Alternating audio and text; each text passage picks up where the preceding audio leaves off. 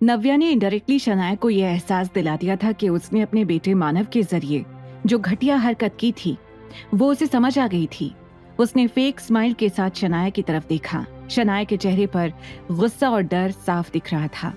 इससे पहले कि नव्या कुछ और कहती, शनाया ने अपने आप को कंट्रोल करते हुए कहा, मानव चलो यहाँ से, ये स्कूल ही घटिया है। उसने मानव को अपनी गोद में उठाया और वहां से चली गई।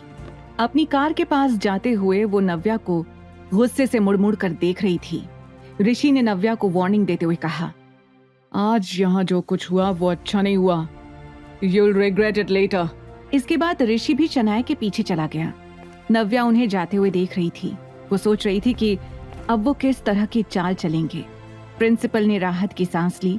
उन्होंने अविनाश की कार को देखा और नव्या से कहा, ये हमारे स्कूल की लापरवाही थी जो बात इतनी आगे बढ़ गई। I am really sorry for that. Navya कुछ कहती उससे पहले ही प्रिंसिपल ने फिर कहा, मैं बताना चाहता हूँ कि मैंने मिसेस कौर को सस्पेंड कर दिया है। Now you don't have to worry about anything. आप प्लीज आरव को अंदर भेजिए, दूसरे बच्चे उसका वेट कर रहे हैं। इसे सच में सब बहुत पसंद करते हैं। सारे बच्चे भी बहुत खुश हो गए। कुछ छोटी लड़कियों ने तो आरव को गले भी लगा लिया। एक बच्ची ने कहा, हमें पता था कि आरव झूठ नहीं बोल रहा है और इसने कुछ भी नहीं किया। हम सबको आरव पर ट्रस्ट था। हाँ, Aarav is my best friend. एक लड़के ने पीछे से आरव को हग करते हुए कहा। आरव ये सुनकर बहुत खुश हो गया। आरव को छोड़कर नव्या जैसे ही वापस आकर कार में बैठी, आरव ने दौड़कर आवाज लगाई, मम्मी पापा रुको। आरव भागकर कार के पास आया और विंडो से अंदर झांकते हुए बोला, बाय बाय मम्मा पापा।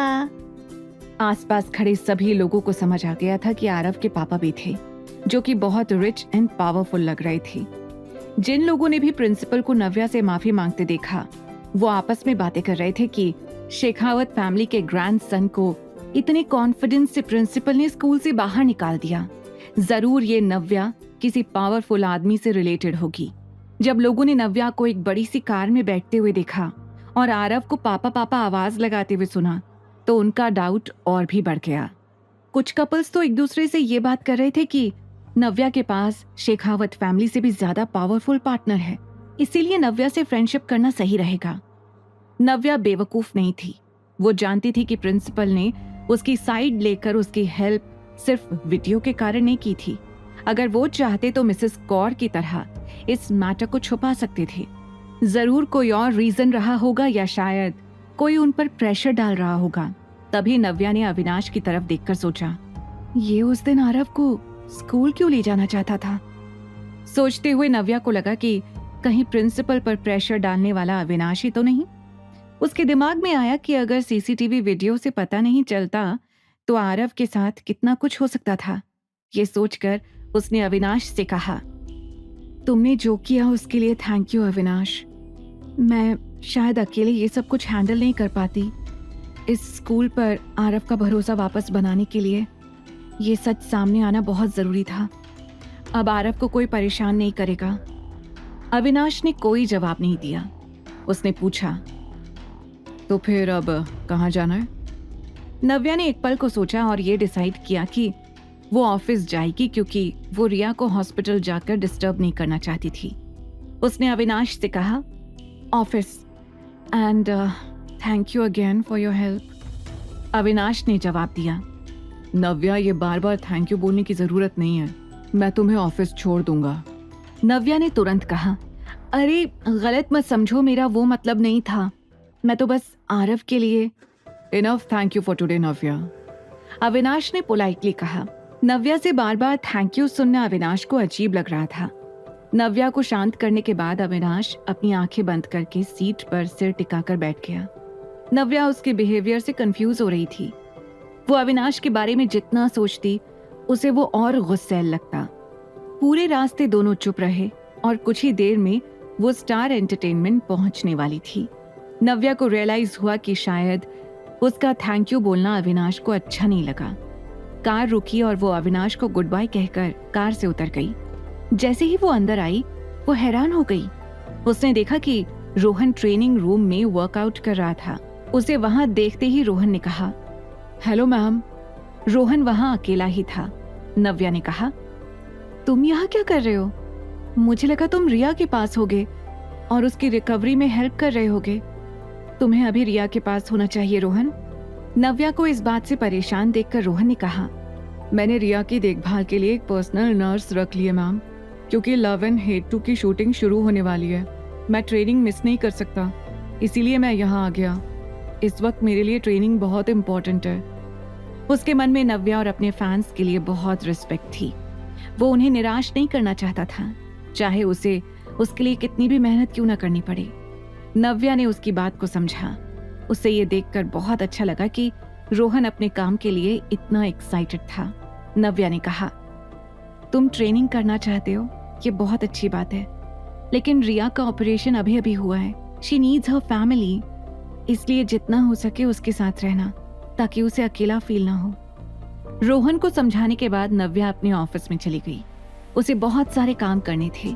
उसे रोहन के सोशल मीडिया के मैसेजेस और न्यूज चेक करनी थी और दूसरी जगहों की न्यूज भी देखनी थी। पिछले 2 दिन में रोहन की फैन फॉलोइंग काफी अच्छी हो गई थी और बहुत से लोग नए शो में उसके रोल पर बातें भी कर रहे थे। नव्या ने कहा, प्रमोशनल एक्टिविटीज के लिए इससे बेस्ट टाइम नहीं हो सकता। उसने फोन उठाया और शो के डायरेक्टर मिस्टर दास के मैनेजर सुमित को कॉल किया। सुमित ने कॉल पर बड़े उत्साह से नव्या से मिलने की बात की। थोड़ी बात करने के बाद नव्या ने कहा, सुमित, सारी कास्ट फाइनल हो चुकी है। क्या मिस्टर दास और उनकी टीम हमारे साथ एक मीटिंग कर सकती है to discuss more about Rohan's character? Sumit industry में काफी एक्सपीरियंस था, इसीलिए वो नव्या की बात को तुरंत समझ गया और उसने कुछ ही देर में सोचकर नव्या की सजेशन पर हामी भर दी। ठीक है नव्या, ऐसा करते हैं, मैं प्रमोशन का काम शुरू कर देता हूँ, साथ मिलकर काम करते हैं और इस शो को सीजन 1 से भी अच्छा बनाते हैं। नव्या ने भी खुशी से हाँ कह दिया। थोड़ी देर बाद ही शो की ऑफिशियल वेबसाइट पर यह न्यूज पोस्ट कर दी गई कि शो की कास्टिंग पूरी हो चुकी है। वहां पर रोहन को टैग करके एक मैसेज भी पोस्ट किया गया, जिसमें लिखा था, Rohan, you are the best actor. आपके साथ काम करना बहुत खुशी की बात है। सुमित ने भी अपने सारे अकाउंट से उस मैसेज को रीपोस्ट किया, जिसमें उन्होंने लिखा, Rohan is a great actor and a massive star. I love this guy. For Rohan, the sky is the limit. Rock on Rohan. Navya ने इन पोस्ट्स को देखा और रोहन के सोशल मीडिया पर पोस्ट करने के लिए उनके रिस्पॉन्स में लिखा, thanks to all my friends and fans for all their years of support. मैं आपको बिल्कुल निराश नहीं करूंगा। कुछ ही देर बाद रोहन फिर से सोशल मीडिया पर ट्रेंड करने लगा। आखिरकार पहला लव एंड हेट एक क्लासिक शो था और उसके दूसरे पार्ट में जब रोहन की वापसी की बात सामने आई तो फैंस और भी एक्साइटेड हो गए। फैंस सोशल मीडिया पर रोहन के लिए कमेंट्स कर रहे थे। कल ही मैंने देर रात तक जागकर लव एंड हेट दोबारा देखी। रोहन की एक्टिंग का जवाब नहीं। He is not just a good actor, he is a good human being too. I've been a fan for years. All power to Rohan. मैं शो को देखने के लिए बहुत एक्साइटेड हूँ। I can't wait. ये सारी एक्टिविटीज देखकर और फैंस के ऐसे रिस्पॉन्स से नव्या रोहन के लिए बहुत खुश थी। रोहन फिर से इंटरनेट पर छाया हुआ था। नव्या ने सोचा कि रोहन जब ये सब देखेगा तो बहुत खुश होगा। सोशल मीडिया पर कुछ और पोस्ट्स का जवाब देने के बाद उसने बाकी के रिप्लाई बाद में करने का फैसला किया। दोपहर हो चुकी थी। नव्या को बहुत तेज भूख लगने लगी थी। वो रोहन के साथ बैठकर लंच करने का सोचकर बाहर आई। बाहर उसने देखा कि रॉबर्ट उसकी तरफ ही आ रहा था। रॉबर्ट ने नव्या को देखा। रॉबर्ट के चेहरे पर गुस्सा साफ दिख रहा था। वो रोहन के सोशल मीडिया अकाउंट पर लगातार नजर बनाए हुए था और उसके मन में बहुत नाराजगी थी। वो जानता था कि रोहन का टैलेंट उसे पॉपुलर करने के लिए काफी था, पर अब वो रोहन की इस नई हाई प्रोफाइल को देखकर अंदर ही अंदर बहुत जल रहा था।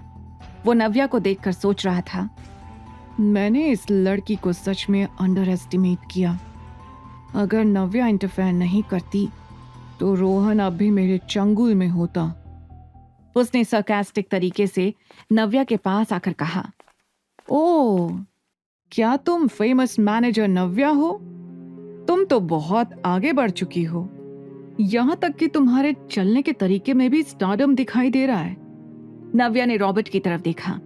उसे पता था कि अगर ऑफिस नहीं होता तो वो और कुछ भी बोल सकता था। नव्या ने लिफ्ट की तरफ जाते हुए रॉबर्ट से कहा, मिस्टर रॉबर्ट, मुझ में और मेरे काम में इतना इंटरेस्ट लेने की तुम्हें कोई जरूरत नहीं है। Mind your own business.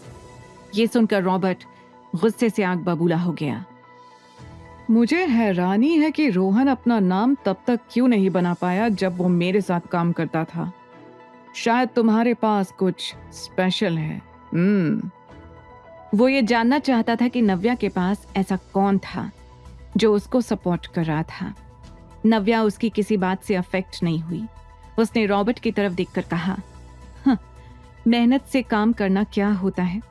अगर मैं ये तुम्हें सिखाऊंगी तो भी तुम नहीं समझ पाओगे, लेकिन मुझे तुम्हें थैंक यू कहना चाहिए। अगर तुम नहीं होते तो मैं रोहन जैसे टैलेंट को ढूंढ ही नहीं पाती। नव्या रॉबर्ट से बिल्कुल बहस नहीं करना चाहती थी। रॉबर्ट को बहुत गुस्सा आ रहा था और वो नव्या की इंसल्ट करना चाहता था, पर जैसे ही उसे कंपनी की बड़ी मीटिंग की याद आई और उसने विशाल आहूजा के साथ अपनी प्लानिंग के बारे में सोचा तो वो एकदम शांत हो गया। वैसे नव्या, कंपनी की जो इम्पोर्टेंट मीटिंग होने वाली है, तुम्हें भी उसे अटेंड करना है। Don't be late. रॉबर्ट की बात सुनकर नव्या शॉक्ड थी कि आखिर वो किस मीटिंग की बात कर रहा था। कौन सी मीटिंग? मुझे उसके बारे में क्यों नहीं पता? रॉबर्ट ने फिर कड़वी स्माइल के साथ कहा, उस मीटिंग में कंपनी के सभी बड़े लोग होंगे। मिलते हैं वहीं नव्या। तभी लिफ्ट आ गई। नव्या अंदर चली गई और रॉबर्ट भी वहां से चला गया। नव्या वहां से निकलकर सीधे आरव को पिक करने के लिए स्कूल आ गई। वो स्कूल बेल बजने का वेट कर रही थी कि तभी सामने से एक लेडी ने आकर पोलाइटली कहा, हेलो, आप आरव की मम्मा है ना? हाय, आई एम लीजा। मेरी बेटी आरव की क्लास में ही पढ़ती है। नव्या ने भी मुस्कुराकर उसे हेलो कहा, लेकिन लीजा का ओवर फ्रेंडली एटीट्यूड उसे थोड़ा अजीब लग रहा था। उस दिन सारे बच्चे आरव के पापा के बारे में बोल रहे थे। कह रहे थे कि बहुत हैंडसम है वो। कहाँ है वो वैसे? कभी देखा नहीं उन्हें आपके साथ। नाम क्या है उनका? ये सवाल सुनकर नव्या हैरान रह गई। क्या नव्या बता पाएगी अविनाश के बारे में? क्या करने वाले थे रॉबर्ट और विशाल ऑफिस मीटिंग में? द रिटर्न के सारे एपिसोड्स को सुनने के लिए डिस्क्रिप्शन में दी लिंक से डाउनलोड करें पॉकेट FM ऐप।